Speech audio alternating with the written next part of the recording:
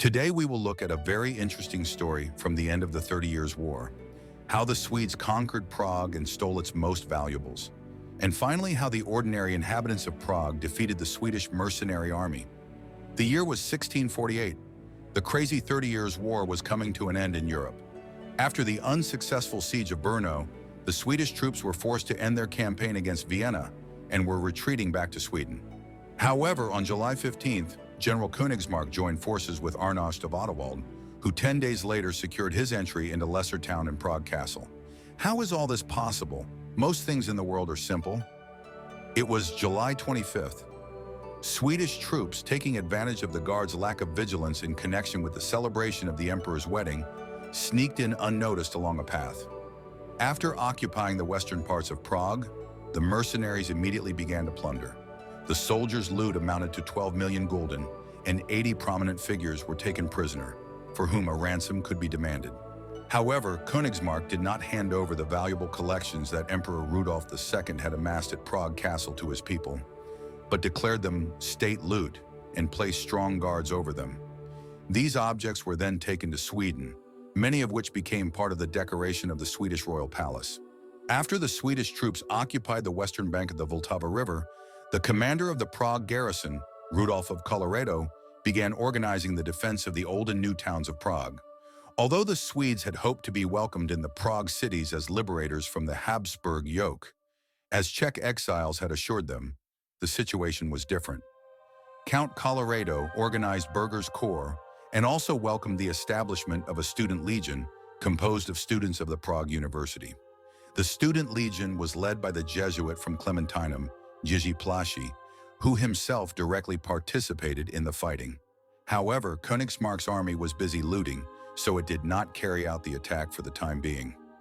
On July 31st, however, another Swedish army under the command of General Wittenberg arrived in Prague, and so the siege began. On August 3rd and 4th, the cities of Prague were heavily bombarded by both Swedish armies. The besieged Prague was able to rest for a few days and begin urgent repairs to the city walls.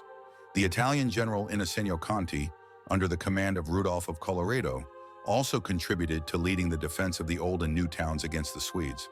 Under his leadership, the city's craftsmen improved the city's defenses and built new walls and barricades. The city's defenders were then able to hold these parts of the city until the very end of the war and the withdrawal of the Swedes on November 2nd. At the end of September, Wittenberg's army returned, accompanied by another Swedish army under the command of Charles Gustav, heir to the Swedish throne. The first attack of all three armies took place on October 6th, but the greatest fighting took place on October 10th to 11th. On October 24th, the Peace of Westphalia was signed, which neither the attackers nor the besieged knew about. That day, the fourth major attack on the city took place. The Swedes attempted to break through the city gates and achieve partial success. The people of Prague defended themselves valiantly, launched counterattacks, but their gunpowder supplies were running low. Count Colloredo had already begun to negotiate with the Swedes, but the terms were so humiliating that the people of Prague rejected them. On November 1st, Charles Gustav received news that peace had been concluded and the 30 Years' War had ended. The fighting ceased and the Swedish troops withdrew. The people of Prague were able to bury 219 fallen defenders of the city, including the majestic burial of the fallen General Colonel Václav Chabalský of Sudis, whose coffin was placed in the crypt of the Teen Church and set with a detailed tombstone. Total stolen loot. The Swedes were mainly interested in the famous art collection of Emperor Rudolf II, which was considered the embodiment of the monarch's artistic understanding throughout Europe at that time.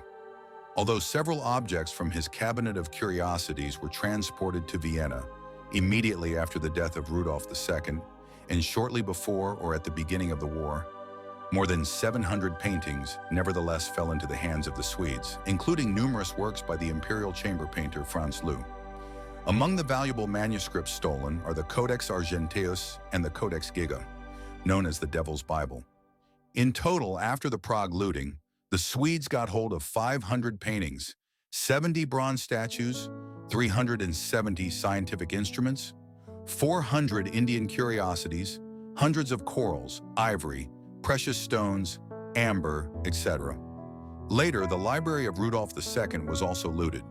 Among the art objects were works by world masters such as Leonardo da Vinci, Raphael, Titian, Correggio, Tintoretto, Rubens, Paolo Veronese, Caravaggio, Bruegel, Cranach, Dürer, and Hieronymus Bosch. 24 hours after the end of the looting, the Peace of Westphalia was signed, ending the 30 Years' War. Isn't this a beautiful example of irony? The whole city is robbed, and in less than 24 hours, peace will come.